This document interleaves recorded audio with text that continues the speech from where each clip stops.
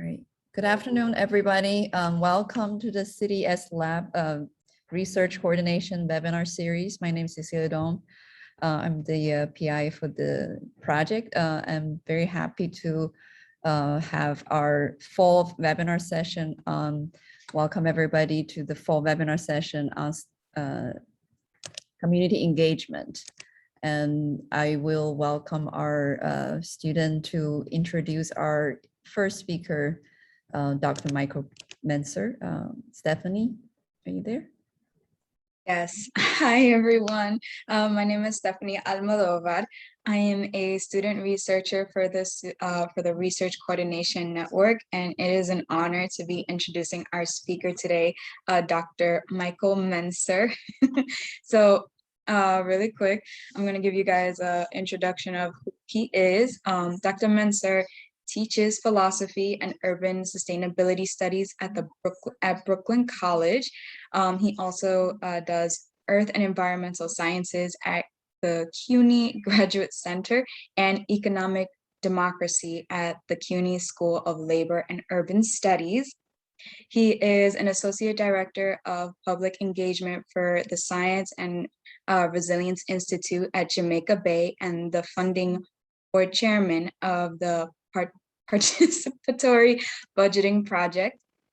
He is the author of We Decide Theories and Cases in he is the author of We Decide Theories and Case Participation Democracy, and is a contributor to Prospects for Resilience Insights from New York City's Jamaica Bay. He recently finished his services to the Stakeholder Engagement Working Group for New York City Mayor's Office of Climate Resilience, Adaptation Roadmap Project, and he is a member of the PSC-CUNY's Environmental Justice Working Group. Dr. Menser has received his PhD in philosophy from the Graduate Center of City University of New York in 2003 and holds a BA in philosophy, political science, economics from the University of Pittsburgh. Dr. Menser has his work in participatory democracy and ecological sustainability resilience from a variety of perspectives at a variety of levels. And today, his presentation will discuss the work on the Sustainable Engagement Project anchored by SRIJB and public agenda called Cycles of Resilience with EJ Neighborhoods Around Jamaica Bay. He will also be introducing his speakers, Barbara Brown, Gloria Boyce Charles from the Eastern Queens Alliance. And the Eastern Queens Alliance is a coalition of civic associations that join forces to address problems, issues, and concerns that defy boundaries and plague all or most of our communities. So, yes. Wow, thanks, Stephanie. That was a very comprehensive introduction. Welcome, everybody. I'm very excited to be here with Barbara and Gloria to present at the seminar. Thanks to Michael and Cecilia and Nuri for setting everything up, and Stephanie for introducing. And I'm going to jump right into it. I'm going to talk just for about literally 18 minutes, and then I'll turn it over to Barbara and Gloria. My presentation, and I'm going to share slides.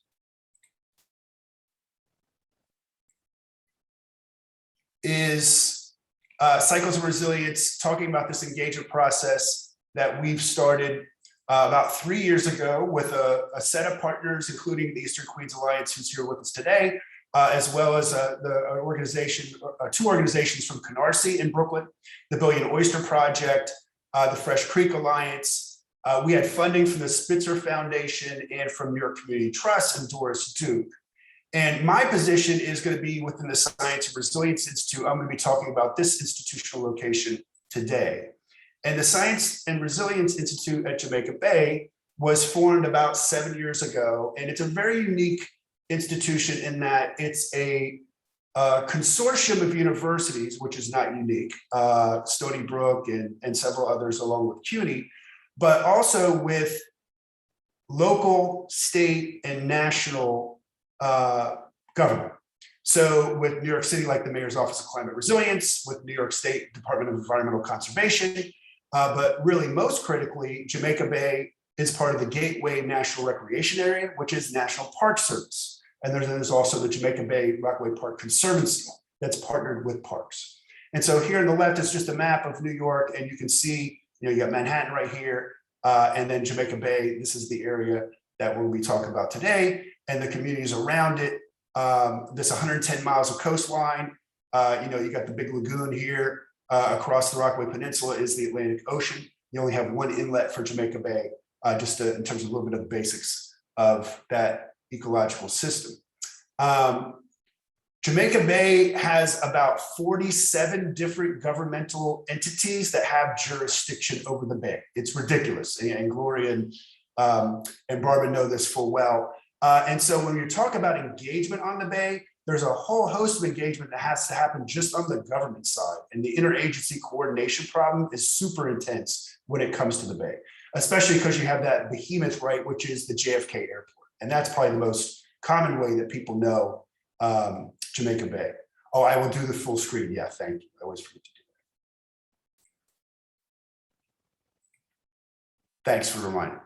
So the process that we're doing, Cycles of Resilience, its goal is really to do two things.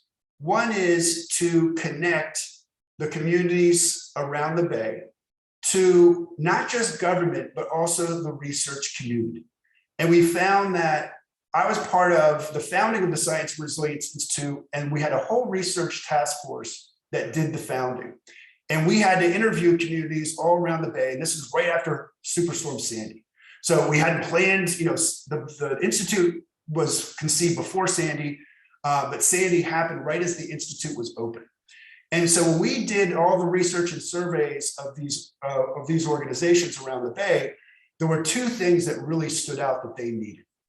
One was interagency coordination, right? When you're working on issues of importance to communities in a coastal area, there are all different kinds of entities that you have to navigate, from Army Corps to parks to DEC and to various offices in the city. The second is people don't want one-off, ad hoc, one and done events. They need sustained engagement, especially when you're talking about issues pertaining to resilience, right? Which is a long-term process that is novel and that is posing new challenges, as we've seen, right, brutally over the summer. So Cycles of Resilience really aims to do those two things: create a sustained process of engagement, which is very much the idea of the founder of SRIJB, Adam Paris, who had been at NOAA for many years and then came and founded SRIJB, and now is at the Mayor's Office of Climate Resilience. And then also interconnecting, not just with government, not just with scientists, but with all three groups, right? Community, scientists, and government. So in terms of the multi-phase process that we came up with, the first phase, we wanted to be fun. We didn't want it to be PowerPoints and handouts and all the kind of data. This is the bay, right? We wanted to bring people in. So working with Public Agenda, which is a national nonprofit, it's very good at games. We created a game called Jamaica Bay Jeopardy. Eastern Queens has their own game that they'll talk about later. I won't spoil that part. And this was a fun way. We did an event on this where 25 people came. But then we took this event to fairs, we took this event to meetings, to other venues in the community of Canarsie. And so hundreds of people ended up playing this game, and the game had all different types of questions, from fun questions about like different restaurants or fun places in Canarsie, to things about the ecological quality of the part of Canarsie that's right on Jamaica Bay, and issues about how climate change is affecting it. Then after that event, we invited community members who wanted to get deeper into the issues around the bay to come out on the CUNY vessel, the CUNY 1. This is before COVID. And that enabled them to actually take a nice long 2.5-hour tour of the bay. A lot of community members had not been on the bay before. There's not a lot of great access for a lot of communities around Jamaica Bay to the water. You can see Adam Paris there talking about maps. And we fed folks. We had government staff on the boat. They could talk to them. We played a game on the boat. We had these presentations, and that allowed people to really see the bay and get deeper into it. After that, we had a community forum where, after having this engagement and knowledge sharing about the issues around the bay and the issues of the community, the community came together to make a series of proposals about what to do next. And that's led to very concrete projects going forward.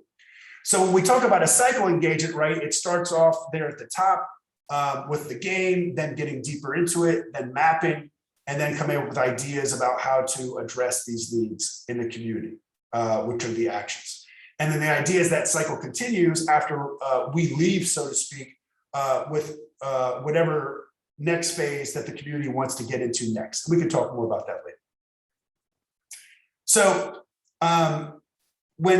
impacts and challenges. So we did interviews with key community leaders and surveys of participants after the first cycle in Canarsie. And we have not published anything on this, by the way. So if someone wants to, you're certainly welcome. There's lots of good material. Impacts that attracted community to space focus on resilience, but also brought the conversation of resilience to established community venues. So we went to the community board, we went to churches, which are very important in Canarsie. The precinct council is also a place where a lot of discussion happens, fairs and so on. It enabled residents to have a two-way conversation with scientists and agency staff, unlike the town hall, right? Where you just come, you ask a question, they may or may not respond, and then they leave.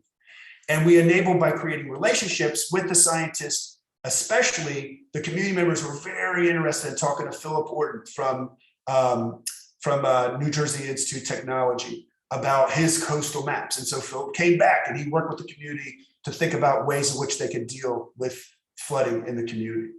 The challenge is there were certain parts of the government that were just very unaccountable and not cooperative, especially at the state level. There was a lack of even basic communication on certain projects that were happening in the community, especially after Sandy. Within the community, there are generational barriers within the community that made conversations more difficult on some issues. I think Barbara and Gloria may have mentioned this as well, and Eastern Queens. There's also territoriality within the community of Canarsie, where certain groups were, even if you're from the community, you stayed in your part, others didn't want you in their geographic area. And there was definitely a lack of community capacity for doing outreach, for archiving materials, for doing spreadsheets, and so on. So let me just check my time here. Oh, I've got a couple more minutes. I'm not really looking at the chat. Do I need to look at the chat? I see a chat there. Just if there's something in the chat, I'm good. Okay, great. Thank you. In terms of the big question here, knowledge gap. So lack of long-term studies on one space or one place. A lot of times we see researchers move in and out of different areas. This might look good for your CV, right? But it's bad for the community. We need repeated studies, especially in the issue of resilience, right? Which is an ongoing issue. And I have an article here by Lee Graham. Lee Graham's the exception to the rule. She's done great work in Jamaica Bay. She even switched institutions. She comes back to Jamaica Bay to do the next level of research. She's tracking especially public housing residents, which is a critical population in Jamaica Bay that does not get enough city and state and federal attention and support.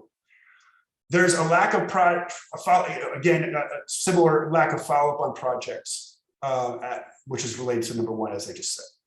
The other thing that I think we've seen is that there's a lot of studies which do focus on community member perceptions or community-based organizations perceptions, but less on government staff perceptions.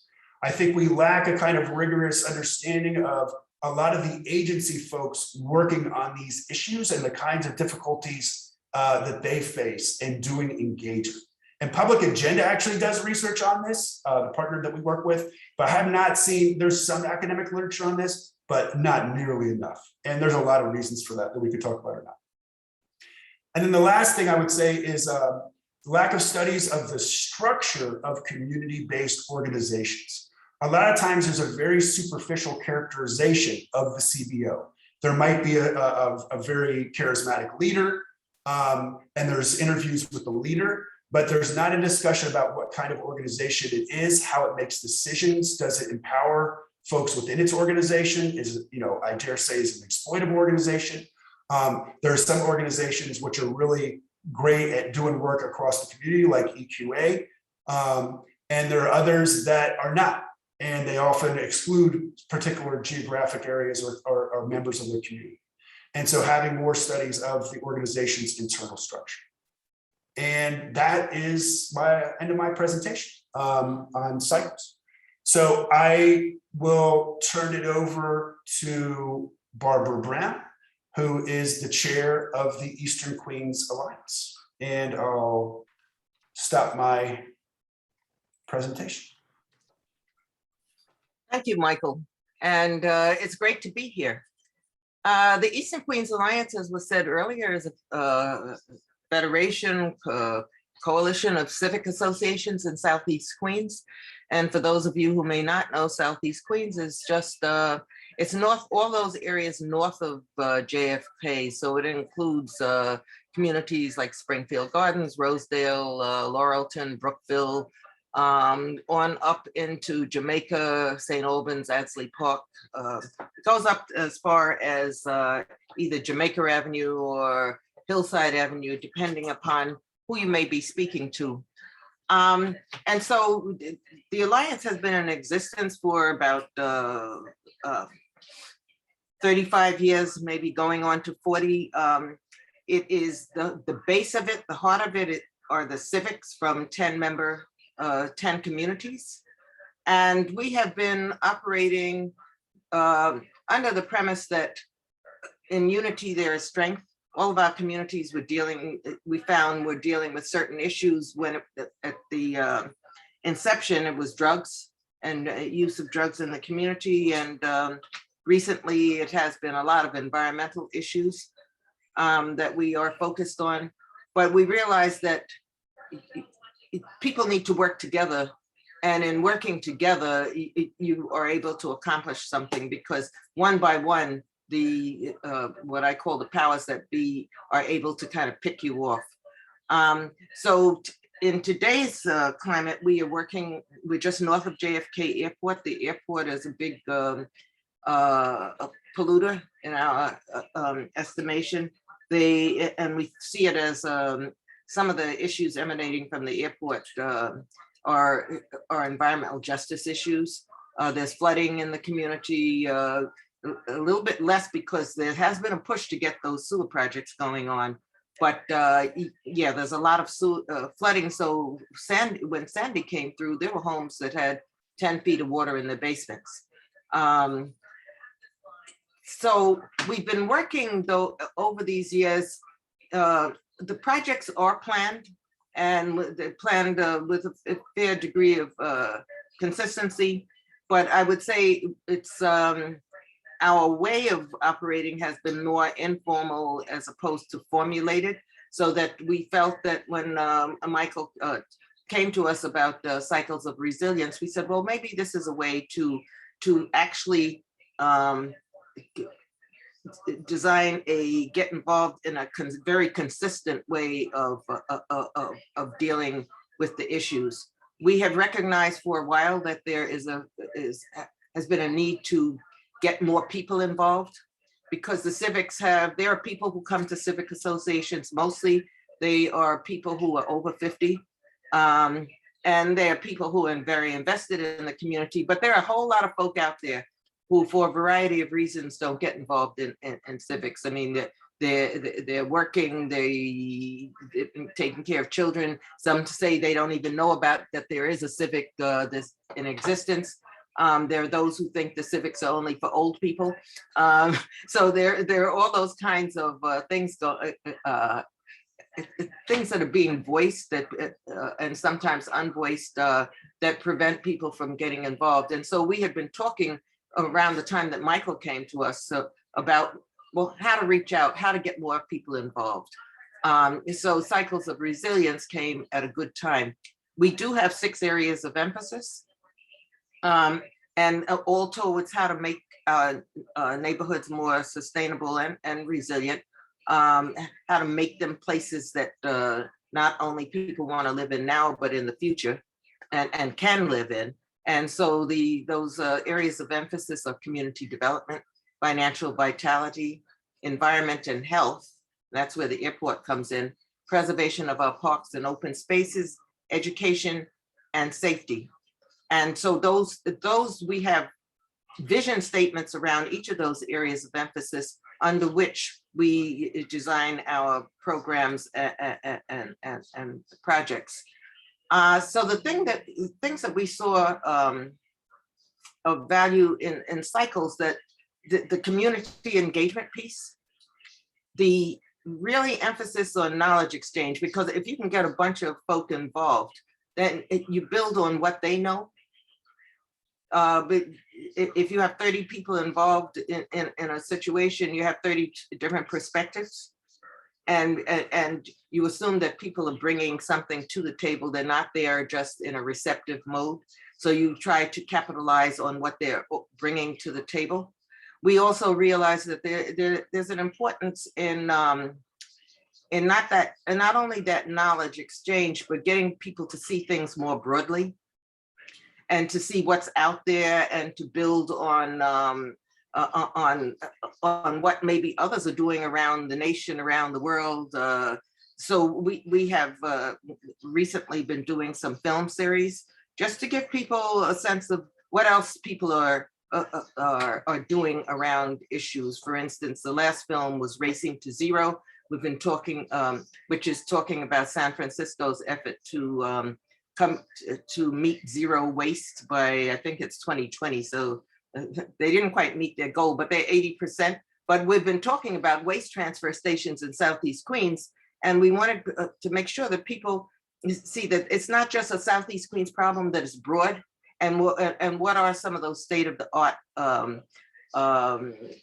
kinds of things that happen around sanitation, and what is that? I mean, nobody was talking about zero waste, you know, as we talked about the waste transfer stations. So we've been trying to also not only build the relationships and get people to share their expertise, but to make sure that we have a knowledge base that's not myopic, that's going beyond community. We've gotten people involved in a variety of ways, and Gloria's going to address that. So, but in the past, before cycles, we were doing things like community cafes and, you know, your general meetings, trying to bring, make sure that people are informed about the issues, see what they think. So a lot of it has been informal, but a lot of it has been, we've been putting things in a kind of a formal framework also. But we also realize that there's more than just community meetings. And I think that COVID, you know, for every bad thing, there's sometimes good comes out of it, because we have actually broadened our reach through Zoom. And so we're meeting more people this way than we were in person. And I suspect that most of us will go to a hybrid model, because you need to take the good from everything.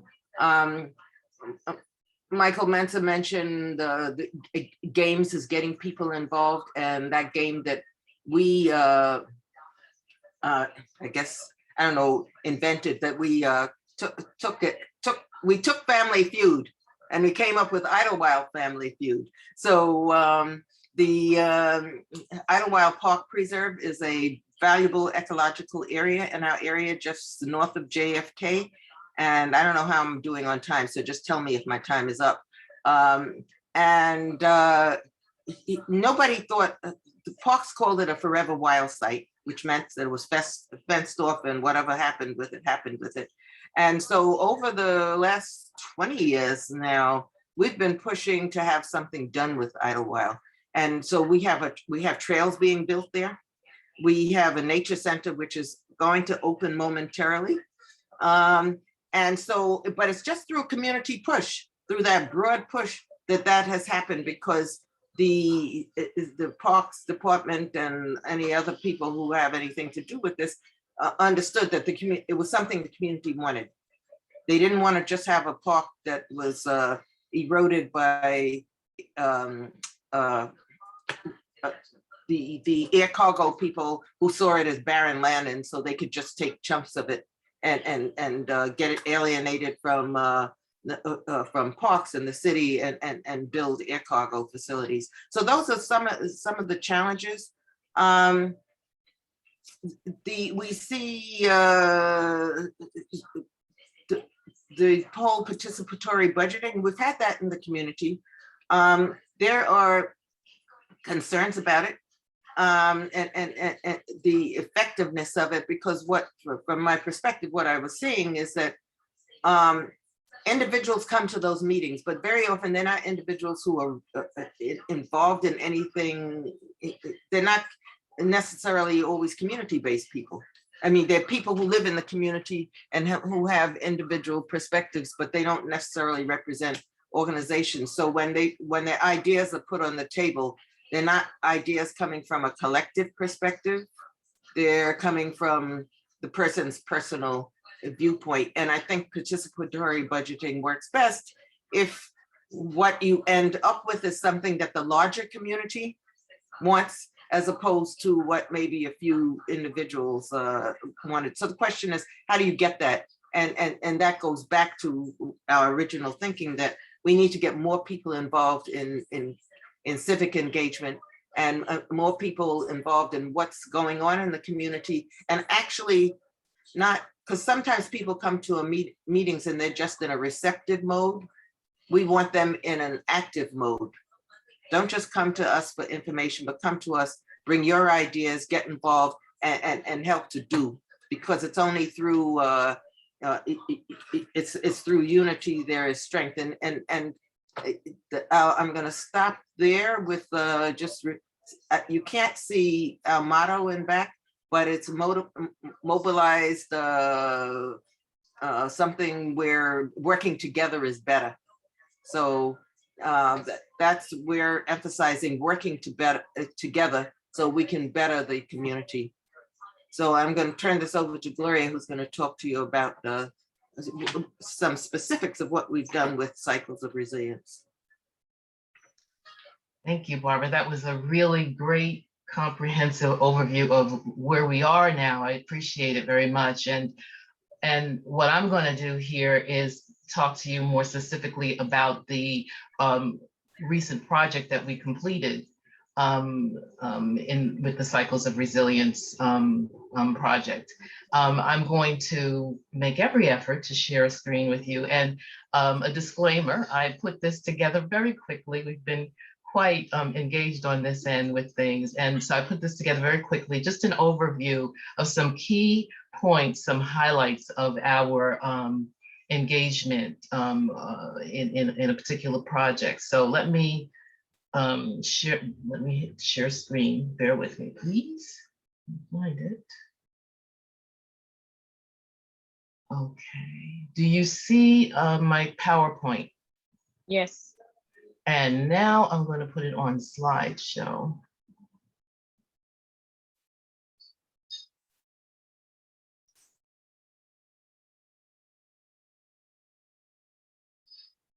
Okay. So basically, we worked very closely with Cycles and with Public Agenda very closely to put together on a project called Intergenerational Conversations about a Sustainable Southeast Queens. Now, as we began our conversation about, what kind of project we could do collaboratively with them, we considered just those things, exactly those challenges that Barbara just outlined. We are a large community of well over 500,000 residents. We're an environmental justice community. We bear the burdens of the airport, the ground cargo, the air cargo, ground transportation that results from that emanates from that. And people have diverse ideas and values about our community. And we found that there was a lot of activity in our community, a lot of different little groups that were doing, what they thought was right for the community. But as Barbara was saying, sometimes people, and we're all groups, I think, can be guilty of this. They take their perspective based on the people who are coming to them. and they make the determination for the whole community about what's right for the community. And so what we were trying to do, and one of the things that we did observe was that a lot of times the groups reflected generational, if you will, different perspectives. And so what we were trying to do here is bring as many different voices to the table as we could. And we were doing this at the height of COVID. And so what was so interesting about it was that we heard from a lot of people. Well, we heard from more voices than we've ever heard before. And when I say more, I mean more diverse. People who came to the table said, oh, thank you so much for this opportunity to share my thoughts and ideas. And we've not had this before, and let's keep it going. So those were the issues that we confronted as we talked about the project that we were going to undertake. And the goal was to see what ideas we share in common as a community. Our approach was to, as I said, facilitate an intergenerational conversation. And we did this in three, I think it was 2 or 3 hour sessions that looked at our SCQ, Southeast Queens community today, and envisioned what we wanted to see in our future. Again, keeping in mind that we were doing this from the perspective of diverse voices now, especially intergenerational. I think what was unique about this opportunity is that we began from the premise of how are we going to get this done? How are we going to, in COVID times, get all of the people in the community together as much as possible and facilitate such a vast discussion and do it remotely? So Public Agenda really had a whole toolkit of things that we could do and ways that we could communicate within the Zoom environment. We used, the Zoom environment so that we could have breakout sessions, large group discussions, informational sessions, and really, use tools to help us to collect our ideas, to brainstorm our ideas collectively and document them before the whole group, to do surveys of the group. So these kinds of tools really made that, that situation possible and quite effective, I think, and enjoyable to the community. I think the concern was sometimes that people, especially older people, might be intimidated by the use of technology and some of the technical tools we were using. But we found that if approached in very gently and given, and you'd have to troubleshoot some different ways of approaching some of the technology for your other populations, your different populations, it could be quite effective, and people were very receptive. So one of the things we did was we had facilitators. We went into the community and we recruited 8 people, 8 good souls who gave a lot of time and love and labor to this project. And these facilitators went through a bit of a training program. Again, working with Public Agenda, we met in advance of these sessions of the workshop to make sure that they understood what the goals of the project were, what the goals of each of the sessions were in the conversations, to debrief on and to discuss facilitation skills and the tools that we were going to be using during the conversations and during the sessions. And then beyond that, we met prior to each session for about an hour before each session, at least a half an hour, to debrief. Okay, this is what we learned last session. This is what we're going to do this session. These are the tools. This is how we're going to use them. Not to mention, I didn't put it here, we also asked these facilitators after every session to give us a report, documented report on what happened in their group during the session that they held. And okay, so we did that. I hope I'm making sense for people. Just nod your heads if I am. Is this making sense for you? I don't see a lot of heads nodding. Okay, thank you. Okay, so that's how we approach these intergenerational conversations. Again, there were 3 sessions, the format and the features for the sessions. Each session opened with a competitive fun round of the Idlewild Family Feud. And we've done a test run of an Idlewild Family Feud very successfully at our first virtual gala that we had done back in October of 2020, and that went off very well. So here we did, we started off with a question, a Family Feud question. We went out to the people who were registering for the forum, and we asked, would you like to be in the Family Feud round? And whomever agreed to be in it, they would be in it.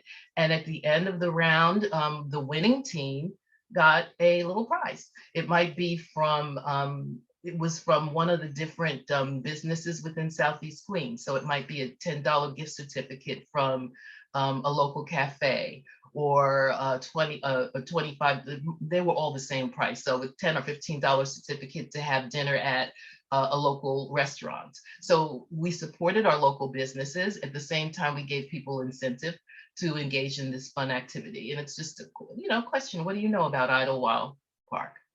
And people loved it. It was a lot of fun. So we opened at each session that way. And in some sessions, we opened with a group discussion about a film. As Barbara mentioned, a lot of times she likes to give people an opportunity to look at a larger perspective on an issue.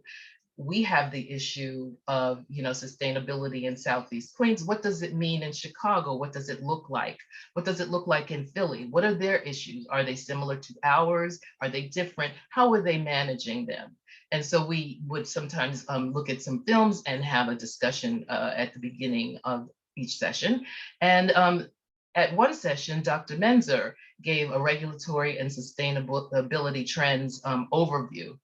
And these things really help to inform people and make them think as they approach the breakout groups. Because after these general group sessions at the beginning, or discussions at the beginning of each session, we would go into breakout groups. So we'd have breakout groups of about 5 or 6 people, depending on the size of our attendance. And mostly we had about 40 people each session.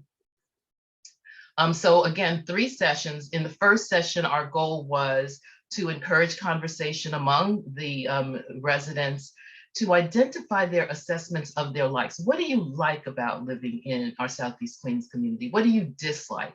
What are the challenges and concerns? And very importantly, what would it take to make you want to live in Southeast Queens forever? To make it a place where you want to be, but not because you have to be, because you can't afford to be someplace else, for example. We wanted to help them to articulate and find common themes about what a sustainable Southeast Queens would look like. At the end of session 1, we had developed 21 statements reflecting their concerns and preferences. And I'm happy to share that with the people in the group if that would be helpful to you. But basically, these 21 statements just basically said, here's what I like about Southeast Queens. Here's what I don't like. Here's what we have. Here's what I think we need. And so we got that out of that first session. We debriefed with our facilitators and we were able to glean that. In the second session, we reviewed these statements within the group and we asked them to select the top 3 statements that were meaningful to them so that we could, start to think about our major values. What are our key values in our community? What do we value most? What do we want most for our community? And then start to begin to prioritize them. But so in session 2, we took those 21 statements and we asked for their top 3. At the end of session 2, we developed value statements to reflect our major sustainability concerns. So now what this represented was, conceivably what our community thought from a broader framework than we normally would have it, what's important to us. Overall, the community came up with a value statement that says our success depends on collective determination, cooperation, and accountability of our diverse intergenerational communities and those who represent us, which speaks volumes, because it says that people recognize that they need to make an investment into their community if they want to see things change, that they can't just sit back. And so as these, there were additional value statements. There was a value statement on food justice, community safety, green neighborhoods, housing, healthcare access, and transportation. And we took all of that feedback and we merged it into our areas of emphasis in EQA. And those were the areas of emphasis that Barbara discussed earlier on in the session. And each of these areas, food justice, community safety, et cetera, have a statement that basically says the community's position with respect to that particular area of emphasis or area of concern. So in session 3, finally, we wanted to identify ways that we could work individually and collectively to address the specific areas of interest, the challenges, the visions that we had identified through value statements. So the task for the groups in session 3 was to prioritize one action item and to develop an action to perform, to accomplish that task, and to identify next steps to implementation. Well, let me be frank with you. In order to accomplish something like that, we could see that people needed a lot more time. And so at the end of that session, which was our last, we did have varying report outs on actions. I think probably, oops, sorry about that, it's gone. So I'm going to stop the share. I think that probably the most actionable one was one that we took action on. And that was, there was legislation that the community was very concerned about sitting in the city council. And we wanted to make sure that our community was aware of that legislation and that our community knew the points of contact that they needed to reach out to voice their concerns, and that our community in fact did voice their concerns. So we had a housing forum, which we held a month or two after our intergenerational conversation. And in that housing forum, we gathered people, experts, people from our elected community and people from our community boards to come in and talk with our community about that via in a virtual setting. So that was very good. And we know that there's a lot more that we want and need to do to take this to the next level to sustain this. And that's what we're about right now. I hope I didn't overrun my time. Great, Gloria, thank you. So I think we're at questions. Cecilia? Yes, you didn't pass the time. Thank you very much. I just want to say thank you very much. I think this is the first time that we have a guest from the community, and I think it's a great example of how academics can integrate with community and, like Barbara said, get the community into action. So I think it was really nice listening to all of you. I don't know if I was so concentrated that I forgot to write, please ask questions. If anyone wants to ask any question. I will start with one, Nori, while others you. thinking about it. Michael, thank you for running this project, and then Gloria and Barbara bring both community into this conversation. I do have some question regarding your engagement with the policymakers. I know a lot of the things has to happen. I mean, you mentioned about the regulations. We are going through an election period, and there's going to be new city councilman or councilwoman. So what do you see? Is this an opportunity for some change to happen? How do you plan to engage in, for example, your action item? How do you want to bring up to the, say, mayor's office of sustainability? And then how do you plan to, make sure that you get funding for those projects to happen, to actually improve the community in those infrastructure projects. Gloria just spoke about what we were doing on housing. And one of the things that we have done to follow up on that is we've started to invite our elected officials to come in to talk about specific items. We've had legislative breakfasts in the past, and those have just been kind of general things. But so to follow up on housing, we had our state senator and the state assemblyman member who they are co-sponsors on a bill up in Albany dealing with housing and broadening what's defined as living units and so forth. And we invited them in to speak to them directly about why are you co-sponsoring this bill, and you know what is your intention, and how do you see it benefiting Southeast Queens, and as the Eastern Queens Alliance, when we meet, we're a group of it's mostly the presidents and members of the exec boards of the different civics. And so we sat in this kind of a forum and talked about our concerns, raised questions, and to let our electeds know that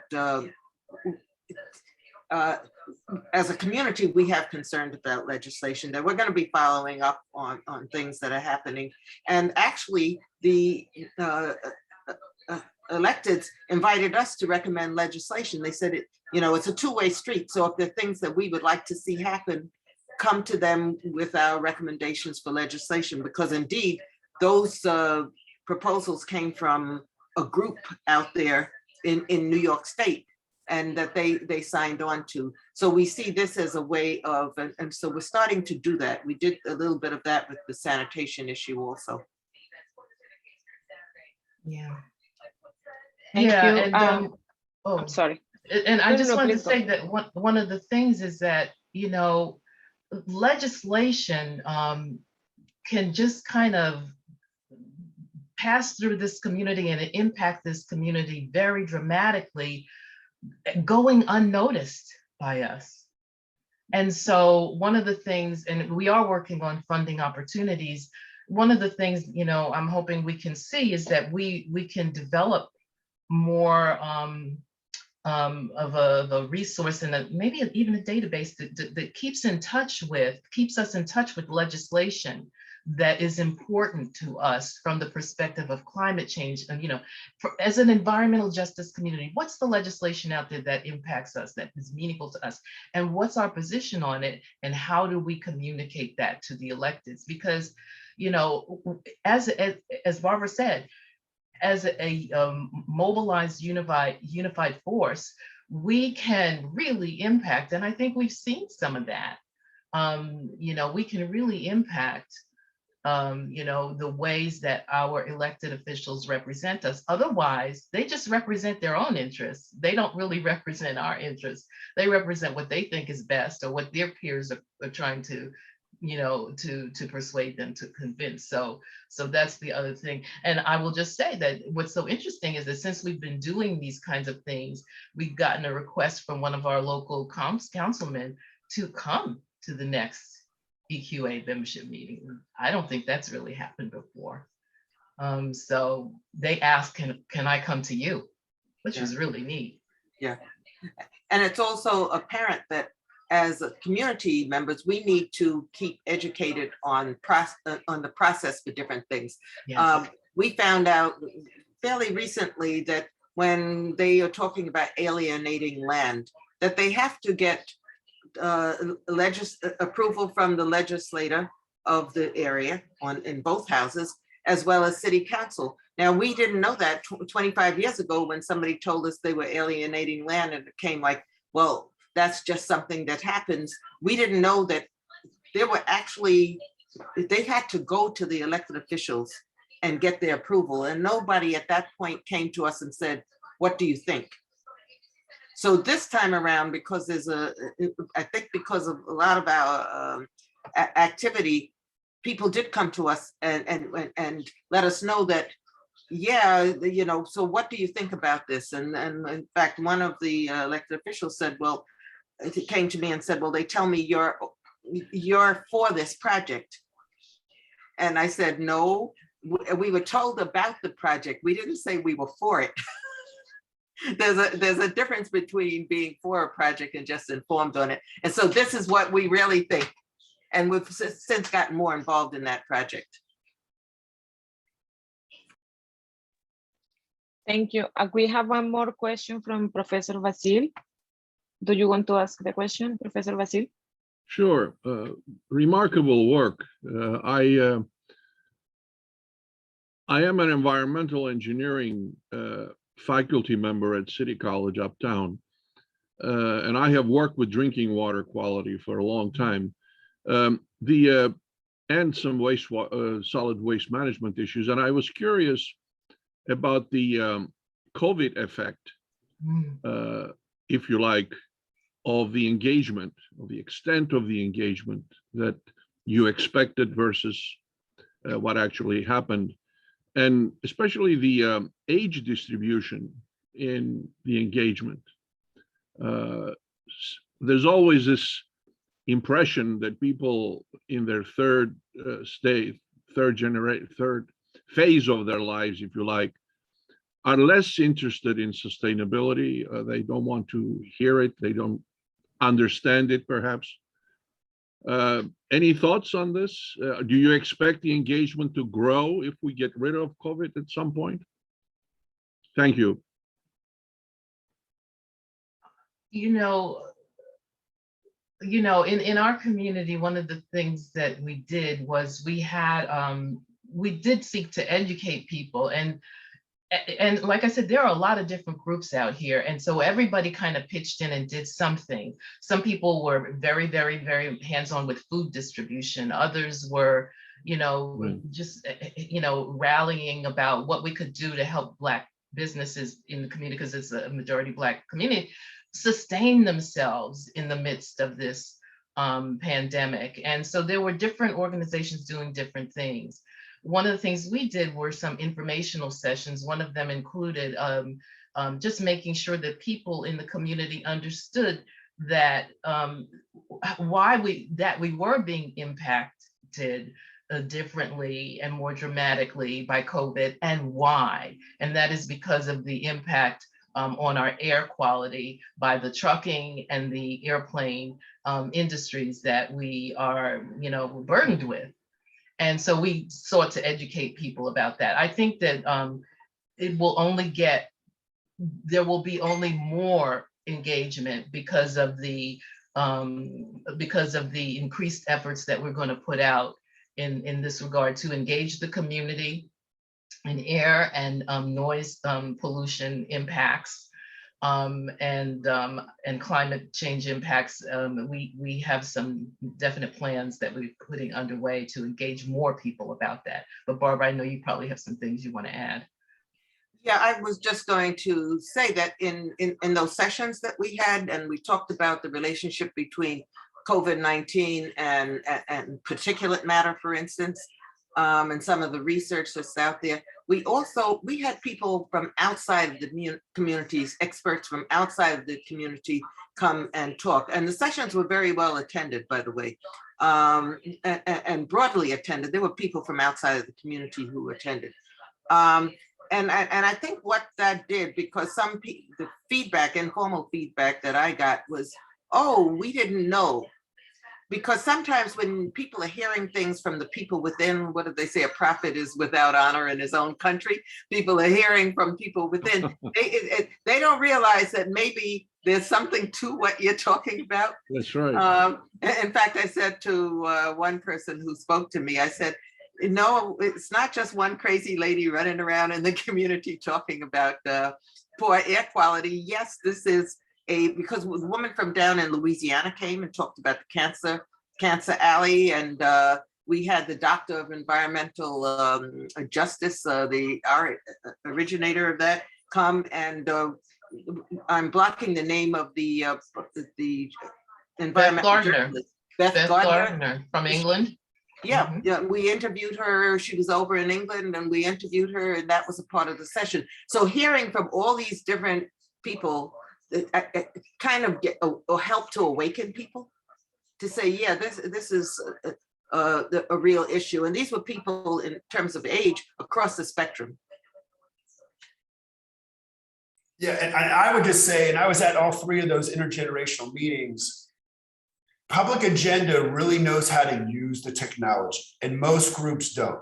They know how to use Polis. They know how to use Mentimeter. They know how to use some of the other Blackboard functions as well, and our Zoom functions as well. And I will tell you, those meetings went 3 hours. I've been doing engagement at least since '99 or so. A 3-hour live meeting is very hard to hold people past 2 hours. I mean, come on. These meetings, because the facilitators were trained, were so engaging, and the game and this, you could take your break, you could go eat your food, you know, and Zoom actually worked, right, Barbara and Gloria? I mean, it really did work for those meetings. Those were unique meetings, but also the urgency of COVID and, you know, the community being able to bring its issues around policing, around housing, around food into those spaces. And it was such a well-facilitated space. And that it was just incredibly impressive. And I mean, and as you could all tell, Eastern Queens Alliance is a very sophisticated, high capacity, community-based organization.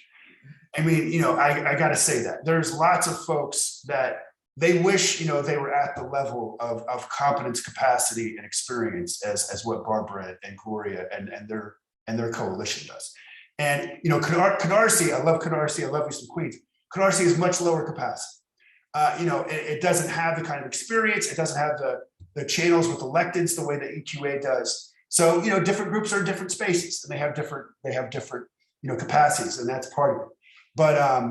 But yeah, it just was just tremendous work. I mean, this was just tremendous work that Barbara and Gloria and their team did in this last year. Thank you, Mike. Thank you. Very kind. Well, I think with that, we are almost at time, and thank you so much for joining us. I hope we continue engaging you in our conversation. This is we have a series of webinars that's going to be on community engagement. We also have speakers from Arizona and other places.